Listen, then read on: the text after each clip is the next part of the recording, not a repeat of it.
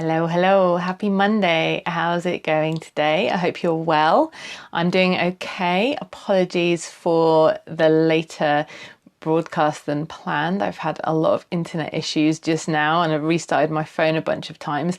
Given up using the Wi-Fi. I'm on my data at the moment, so I'm hoping the signal is strong enough. It can usually be a bit patchy in my studio, but I'm by the window, so hopefully it will be okay. Apologies if I drop out. Anyway, today I'm going to talk to you about what to do when you don't feel like doing your practice. Just a little mindset shift that can help you with this. But first of all, before I dive into that, please do give me a little thumbs up if you're watching, as always, or give me a little heart if you're enjoying what I'm talking about. And if you're watching this and you think you have a friend that might enjoy this, or if you think some of the people in your that are following you might enjoy it, please do feel free to share with them. I would really appreciate that. So we're going to talk about this mindset shift when you don't feel like doing your practice. And I think the first thing that you've got to think about is that probably there's going to be a lot of times when you don't feel like doing your practice. Yeah, it's going to happen a lot. Sometimes, depending on what that practice is, and when we're talking about practice, I'm usually talking about a movement practice. So for example, your dance practice or your strength and flexibility practice or going for a run, but this can also relate if you're, practicing a musical instrument or something like that. So what I'm trying to say is that a lot of the time you're not going to feel like it. It's just the way it is.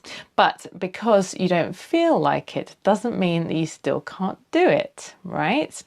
If you have something that you are working towards, if you've got a milestone perhaps that you're working towards, such as a choreography you're trying to learn, a performance that you're preparing for, or if you have strength and flexibility goals, if you have fitness goals, if you have a new habit that you want to incorporate, anything like that that needs a regular practice, it's just a case of just understanding that you're not always going to feel like doing the work for it. But if you really want to achieve that milestone, you're going to have to find a way to push past that feeling of resistance and get on and do the practice, basically.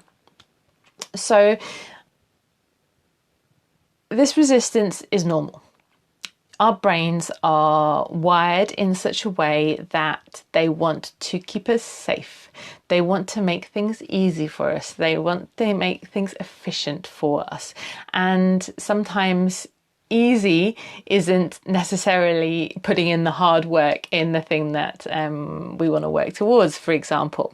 So our brains actually sometimes can sabotage us, and there's scientific information out there. I'm not going to go deep into that right now, but let me know if you're more interested in that and I can possibly go into a little bit more detail. But basically, they've done studies to show that our brains can put resistance towards us doing these things that can be a little bit challenging. Do you know what I mean? Like if you've got to do a strength practice, it can be hard work, or if you're doing some cardio work, it might get a bit sweaty. You might not enjoy that so much. You might have to, push past your comfort zone. If you're learning a choreography, it might be challenging and maybe a bit boring and repetitive while you're trying to get used to it. But you have to really kind of push past this to be able to continue to do the work. So the brain is trying to stop you, and then the more you resist, the more you're sending stress signals to the brain. So the brain thinks that it's something that you don't want to do, or perhaps that's going to put you in danger or discomfort. So it tries to stop you more. So what I recommend doing is thinking about the thing that you're trying to work on, the thing you're trying to practice. For example, let's take if you're working on a choreography, for example, if you're a dancer. And think of a couple of things that you really want to achieve by this. Some of the positive outcomes that you're going to get once you've put in the work and you've done and you've achieved this milestone, you've achieved the thing you're working on. They can be really obvious things like, okay, well, I need to put in the work in order to learn the dance. I'm going to feel good when I've learned the dance. go a bit deeper as to how that makes you feel. Like what's the, if you're preparing the choreography for a performance, for example, how are you going to feel right before you start the performance? Are you going to feel confident because you know you've done the practice? How are you going to feel when you're doing the performance, if you're on stage, or perhaps it's an online performance right now, of course? How are you going to feel? Are you going to feel comfortable and in the moment and able to relax and enjoy it because you've done that? Focus on these feelings. How is it going to feel afterwards? Are you going to feel good because you know you've done the work, you've done your best performance, and then you've done the best that you can? It's going to feel good. Focus on these positive feelings and try and remember to think about them when you're encountering the resistance to doing the practice. The same thing can be said if you are trying to do a strength practice or some kind of fitness practice. What are you looking to get out of that? Are you looking to keep away those aches and niggles, perhaps in your knees or perhaps in your back, that you find that exercise helps to relieve those things? And, you know, if you don't do it, they're going to come back, right? Or perhaps you just want to feel fitter, you want to feel stronger. How is that going to make you feel? Are you going to be able to, what are the things that's going to make you do? You know, will you be able to have the stamina to go for long walks? Are you going to be able to have the stamina to dance for longer? These kind of things. Really drill down and find 2 or 3 points that the real reasons why you want to do this practice. And write them down.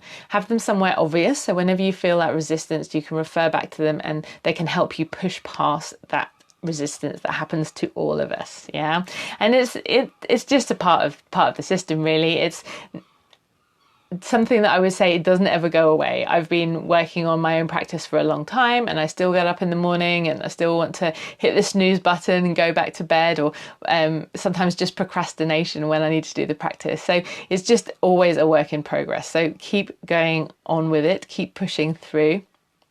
And just one thing before I finish as well, I'm not saying that I'm not encouraging overtraining. Yeah, so when we talk about regular practice, if you are practicing hard for something, or if you're doing a hard workout, you should always leave a little bit of a gap in between. So really plan your practice so that you have maybe a more challenging practice followed by the next day something, a rest day, or a much more relaxed practice, so that you're not overtraining yourself. You're keeping maybe a regular habit going, but you're varying it so that you're allowing your body time to rest and recover as well. Anyway, if anyone has any questions, please drop them in the comments. I haven't seen any come through while I've been chatting, so I will head off in a second unless something pops up now. If you're watching this on catch up, also please feel free to put questions and comments in the comments box, and do feel free to tag me so I can come back and answer them at a later stage. So thank you very much for watching. I would love you to give me a little thumbs up or a little heart if you haven't done so already. And if you have anything you'd like me to talk about next time, please do shoot me a message.